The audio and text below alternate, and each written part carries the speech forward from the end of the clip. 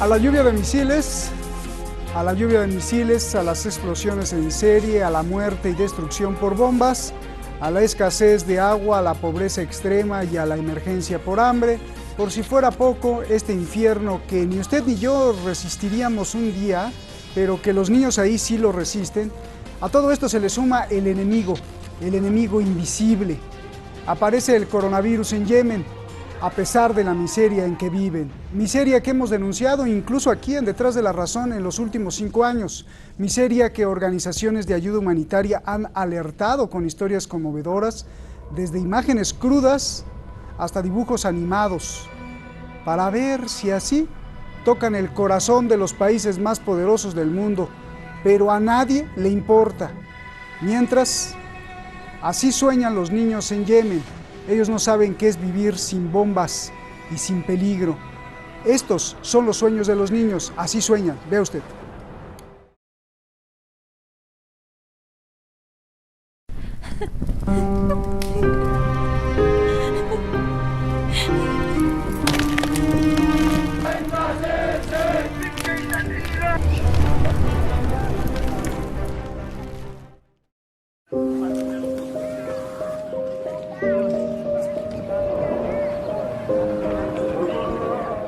الحرب في اليمن تسببت بالكثير من الأضرار والمعاناة في كل الأرجاء. A la guerra y al hambre se mueren además de sed.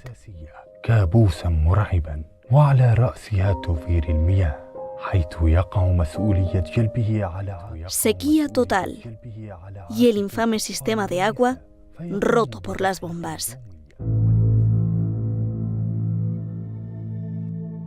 Aparte de todo el infierno, se confirman ahora los primeros contagios de coronavirus.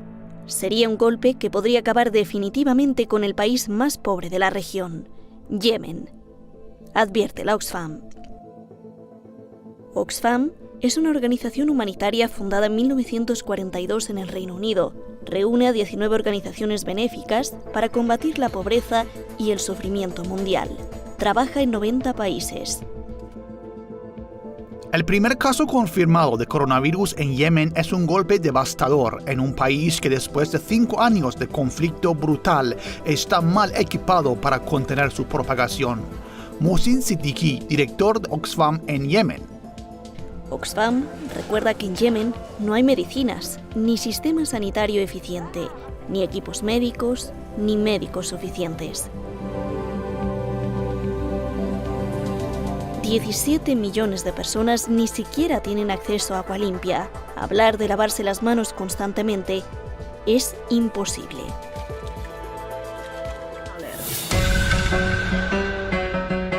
Arabia Saudí anuncia una tregua.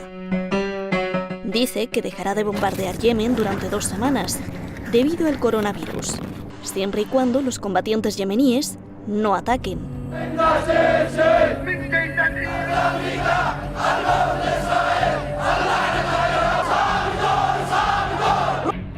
Por su parte, los combatientes del movimiento popular Ansarullah desde Yemen contestan que no harán ninguna tregua con Arabia Saudí.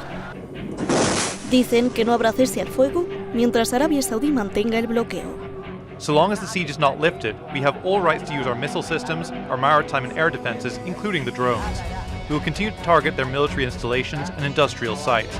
It is nothing but a continuation of war. The coalition is just manipulating words.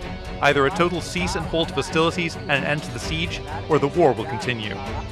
Los combatientes del movimiento popular de Yemen dicen que es un truco de Arabia Saudí. Una tregua por coronavirus para en realidad recuperarse de sus derrotas. Una táctica política y mediática planeada por los británicos, conocidos como viejos zorros en política, aseguran. Algunos medios creen que Arabia Saudí prepara el fin de la guerra. Salirse de un conflicto que le ha salido muy caro y que no va a poder ganar. El alto el fuego es una indicación de que Riad puede estar preparándose para terminar su participación en la guerra y pedir la paz. A estas alturas, Arabia Saudí y sus aliados tienen claro que no pueden ganar la guerra en Yemen y que necesitan urgentemente una estrategia de salida. La pandemia del coronavirus ofrece una oportunidad conveniente para salvar la cara al declarar el fin de las hostilidades por razones humanitarias.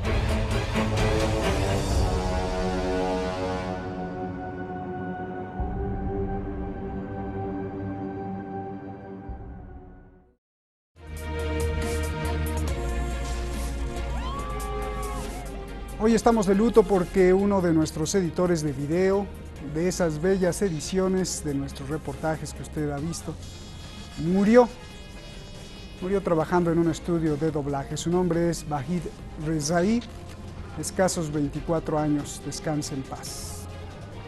Y gracias a usted por todas sus oraciones. Un saludo especial a Panamá, a donde está René Ricardo Reyes, representante de un grupo de amigos de Detrás de la Razón. René, saludos. Y saludos a todos los amigos de América Central. Vamos directamente con nuestros invitados. Ya está aquí Daniel Lobato, analista internacional. Usted lo conoce muy bien. Daniel, un abrazo grande. Y Axier Amuizarra, periodista, también grande, y abrazo grande a los dos. Buenas noches aquí en Teherán. Daniel, comienzo contigo. A ver, bombas, guerra, destrucción, miles de muertos, hambruna, no hay agua, no hay medicinas, hay mucha cólera, la enfermedad, muchas enfermedades también, desnutrición, pobreza, bueno, un sinfín de número de cosas. Y ahora coronavirus, ¿cuál es el pecado que pagan en Yemen? Solo le falta que le caiga un meteorito, ¿no? Buenas tardes, buenas noches, Adrián Terán. Un abrazo con todo mi sentimiento para el compañero, para todos vosotras. Gracias. El equipo de Hispam TV por el fallecimiento de vuestro compañero. Parece terrible, ¿no?, cuando un chico tan joven se va de esa forma. Bueno, ¿qué pecado ha cometido Yemen? Bueno, ¿qué pecados han cometido todos aquellos países en Oriente Medio que se rebelan contra la doctrina impuesta por los títeres, los satélites de Estados Unidos, especialmente por Israel y aquellos lazos que genera de regímenes criminales, ¿no? En este caso el de Arabia Saudí o el de Emiratos, también hay que nombrarlo, el de Jordania en algunas cuestiones, el de Egipto, es decir, algunos regímenes que actúan como satélites y no les está importando a ninguno de ellos ejercer un auténtico genocidio, como bueno, pues ha expresado el antiguo relator de la ONU, Alfred Zayas, como ha pedido incluso Antonio Guterres, que suele ser muy moderado, el secretario general de la ONU, pero había solicitado que todos los conflictos bélicos se parasen durante esta época de pandemia, ¿no? Igualmente Michel Bachelet se ha mostrado en esa. Bueno, la realidad es que en esta retirada de Arabia Saudí, como habéis puesto en el artículo de la entrada, este artículo de Al Jazeera, es un artículo interesante, pero en todo caso, el movimiento Ansarullah también ha planteado bastantes dudas acerca de esta retirada. Yo sí creo, como el artículo, que es una retirada, está preparando su retirada a Arabia Saudí y el coronavirus le viene como una puerta estratégica de salida, pero es verdad que hay muchas dudas. Es un alto el fuego real, porque está habiendo ataques. Es para reforzarse a Arabia Saudí, es un lavado de cara internacional del régimen saudí. ¿Por qué no hay un respaldo del Consejo de Seguridad de la ONU a esta decisión? No se reanudan las negociaciones en la ONU, o es que acaso Arabia Saudí busca torpedear algunos movimientos que está habiendo en la ONU, o acaso es por las diferencias internas también en la llamada coalición esa OTAN árabe de la que Emiratos se marchó el verano pasado, porque Emiratos apoya un sector diferente al de Arabia Saudí, ¿no? en esa entre Hadi y las fuerzas del sur separatistas. Entonces, bueno, muchos interrogantes que habrá que ir viendo, pero bueno, yo sí creo que habrá una salida, y entre medias esta pandemia de coronavirus que Yemen puede dejarla aún más arrasada, con un 80% de población que necesita ayuda humanitaria y no está pudiendo tener acceso a esa ayuda humanitaria. Bien. Axier, a ver, si no hay hospitales, ni sistema de salud, ni medicinas, ni médicos, ¿cómo enfrentar una epidemia? Te pregunto, ¿la Oxfam del Reino Unido exagera o es real lo que dice el coronavirus podría ser un golpe mortal contra Yemen? A ver, yo creo que, bueno, en primer lugar, antes que nada, es sumarme también a este homenaje, que este programa, ¿no?, pues iba para dar un último adiós, un último abrazo a ese compañero, a todos sus familiares y sus seres queridos. Y volviendo al tema, porque al final la vida sigue y el mejor homenaje es seguir trabajando en algo que te gusta y que gustaba a tu compañero.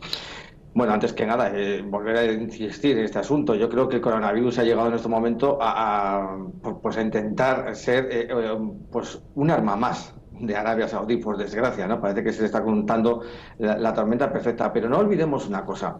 Yemen ha resistido ya a la gripe porcina, ha resistido ya, o la población de Yemen, mejor dicho, ha resistido a la gripe porcina, a la difteria, al cólera hasta en 2 ocasiones, la hambruna. Está resistiendo ahora mismo también el coronavirus que acaba de llegar y está resistiendo también quizás a la peor de las pandemias, ¿no? Que es la coalición internacional la que lidera Arabia Saudí, y yo tengo la esperanza de que también resistirá. Yemen está demostrando una fuerza sobrehumana ante todos los problemas que le está causando un tercer país, en este caso Arabia Saudí, de manera directa, y un resto de países, la comunidad internacional, que es cómplice de todo este mal que está sucediendo a la población yemení desde 2015, pero anteriormente también tenía problemas, y esa presión internacional. Yo creo que en estos momentos, con la falta de infraestructuras, lo único que viene es a golpear una vez más en la línea de flotación de resistencia de yemení, pero estoy seguro que van a resistir. La OMS, el resto de la comunidad internacional tiene que hacer algo más que lo que está haciendo en estos momentos. Y sobre todo, no olvidemos un cariz muy rápido de esta circunstancia. Arabia Saudí, por mucho que quiera disfrazarse ahora de cordero, no es, ante la comunidad internacional, no es para nada un cordero, porque todos sabemos que bajo su piel sigue escondiendo ese lobo que mantiene esa masacre diaria, esa masacre continuada desde el 2015 contra la población yemení. Estamos hablando de más de 100.000 muertos, estamos hablando de cifras de que, por ejemplo, en el 2019 eran 154 personas civiles fallecidos al mes. Son barbaridades que la comunidad internacional pues mira de lado. Y ahora quizás podamos también aprovechar la pandemia, el coronavirus, para volver nuestra vista, nuestro objetivo, nuestro foco a Yemen, a la población yemení, que ahora está sufriendo más si cabe pues el azote del coronavirus ante la falta de medios y ante, bueno, pues hemos dejado un país, está dejado y abandonado a su suerte, ¿no? Como quien dice, es un país ya totalmente defenestrado, pero no olvidemos que aguanta, que resiste y que está siendo ahora mismo el artífice del fracaso de Arabia Saudí. Yeah. Arabia Saudí nos vende esta tregua, esta no tregua, porque yo sí que confieso que soy de los que piensan que no es una tregua. Arabia Saudí nos vende esta tregua como una ayuda humanitaria. Intenta ahora mismo vender la imagen, ¿no? De cambiar un poquito ante el fracaso que está manteniendo y el horror de la guerra que está llevando a cabo, pues intenta vender esa imagen de humanitarismo, ¿no? Ya lo vimos hace unas semanas cuando participó en ese envío de material sanitario que además llegaba desde Egipto, y Arabia Saudí solo aportó la infraestructura para que ese avión con material sanitario llegara a Yemen. Pero a la vez estamos viendo que de cara a la política interna, sus continuados ataques hacen peligrar esta nueva tregua, Axier, hacen peligrar. Sí. Pero para ti, la tregua que está dando Arabia Saudí es para rearmarse y dar un ataque, o es para que pues irse saliendo para no quedar humillada y decir, aprovechar el coronavirus y ya no regresar al ataque, y así ya se dio cuenta que no puede ganar? Entonces, pues el coronavirus, Roberto, le cae perfecto para salirse corriendo y decir, bueno, pues ya ahí la paramos. ¿Cuál de las dos? Yo en este caso difiero con mi compañero. Sí que tengo que decir que para mí es una tregua viciada, una tregua que nace ya muerta, porque está culpando previamente a los hutíes. Ustedes rompen la tregua, ustedes son los culpables de todo esto, y frente a la pandemia ustedes aprovechan para atacar a territorio o intereses saudíes. Yo creo en estos momentos que creo que Bin Salman, el príncipe, no se va a retirar de Yemen. Creo que es una persona que todos conocemos y que creemos que tiene una forma de ser, digamos, no quiero entrar en ningún calificativo, pero bueno, es la forma de ser del presidente, del príncipe Bin Salman. Lo vimos que ya ocurrió con la muerte, el asesinato del famoso periodista en Turquía. Así que creo que lo único que está haciendo es aprovechar esta tregua que le dan a él, a Arabia Saudí, recibe esta tregua por parte de la pandemia del coronavirus, para rearmarse, porque sabe que ahora mismo no tiene el apoyo logístico del Reino Unido, que no puede afrontar ahora mismo otra crisis que no sea la pandemia en su territorio, y en estos momentos lo que va a hacer es jugárselo todo a una carta, o todo o nada, o aproveche y da el golpe de efecto definitivo contra Yemen, o me imagino que entonces Arabia Saudí se enfrentará a un verdadero fracaso, pero no va a intentar la tregua para salirse de esta guerra, va a intentar la tregua para rearmarse, reafirmarse y asestar el golpe definitivo. Estoy segurísimo. Bien, bueno, ya tenemos ahí dos cosas, Daniel. Una, que Axier no comparte contigo la tesis también de Al Jazeera de que probablemente esté preparando la salida. Y dos, yendo a la guerra directamente, te pregunto, Arabia Saudí dijo que hará un alto al fuego, pero los combatientes del Movimiento Popular de Yemen seguirán atacando a Arabia Saudí, ya lo dijeron, porque quieren también que quiten el embargo. La pregunta sería, ¿por qué los yemeníes no detienen también 2 semanas el alto al fuego, o sea, no ponen alto al fuego 2 semanas, y por qué Arabia Saudí pues no quita también el embargo? Bueno, ya vimos con el acuerdo en diciembre, el acuerdo de paz de Judeida, que los primeros que no respetaron fueron los saudíes, a pesar de que las fuerzas de Ansarullah se retiraron los kilómetros que estaban establecidos, etcétera, pero al final las fuerzas de Hadi, instaladas por la coalición de Arabia Saudí, pues destruyeron aquella posibilidad.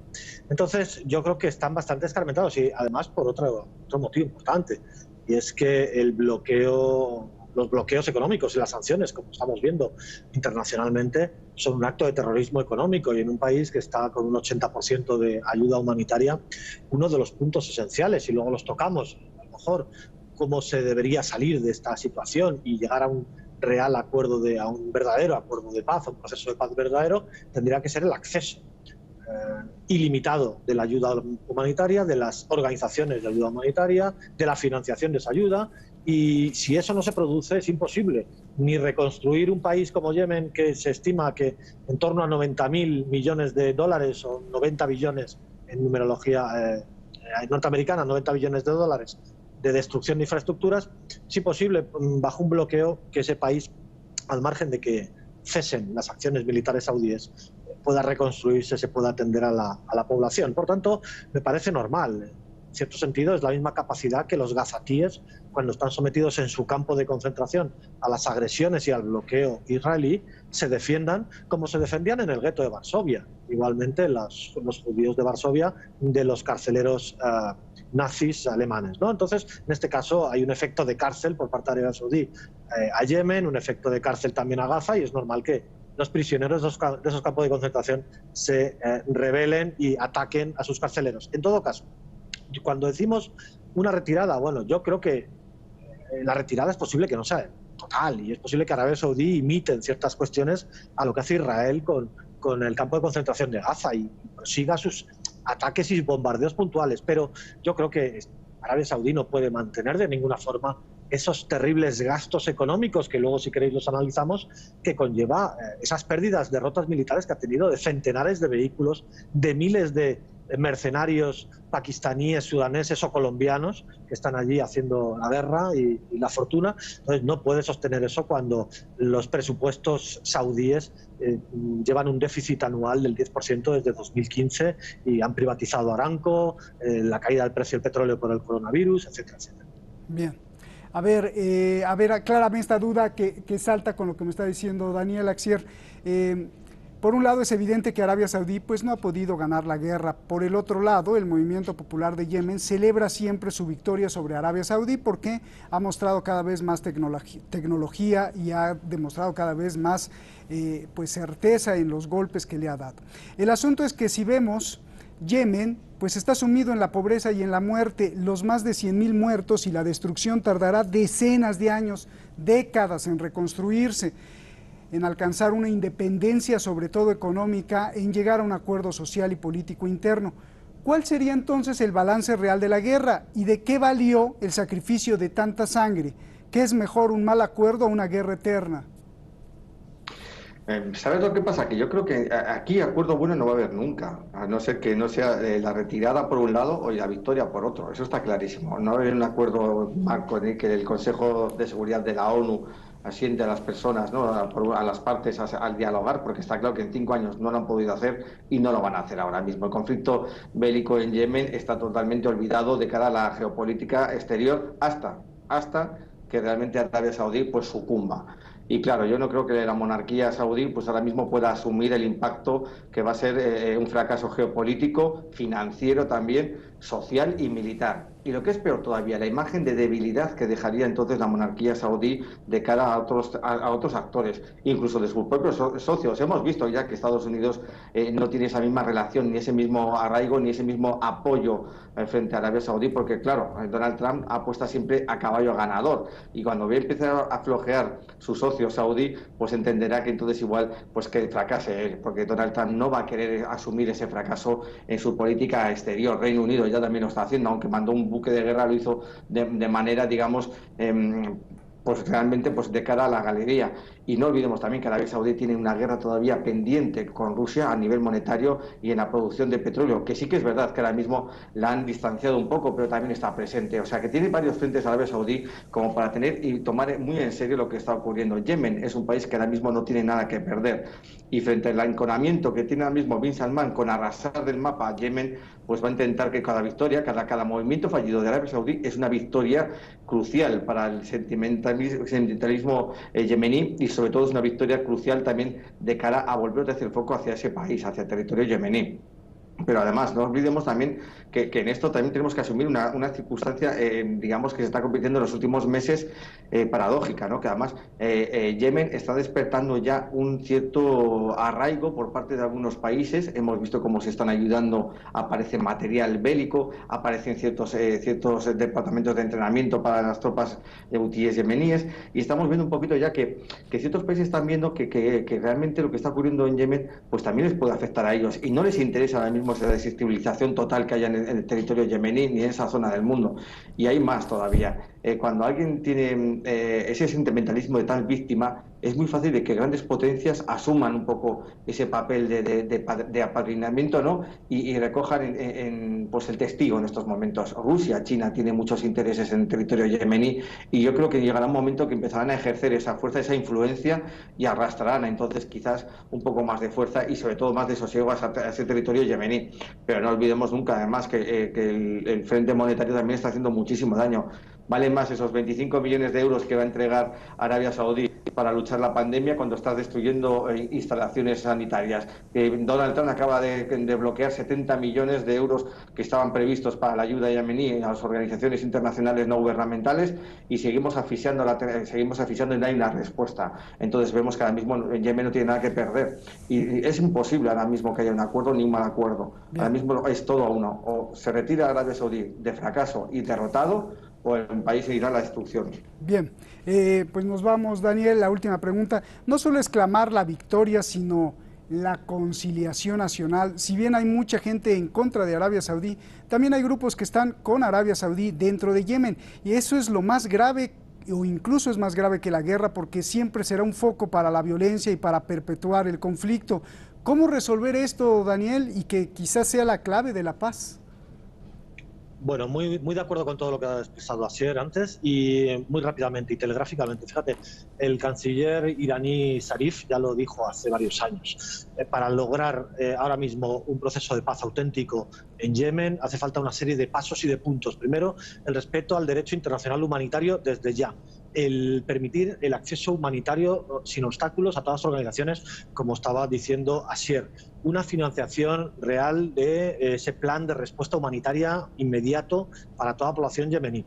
El apoyo a la reconstrucción y a la economía yemení, a la reconstrucción de infraestructuras.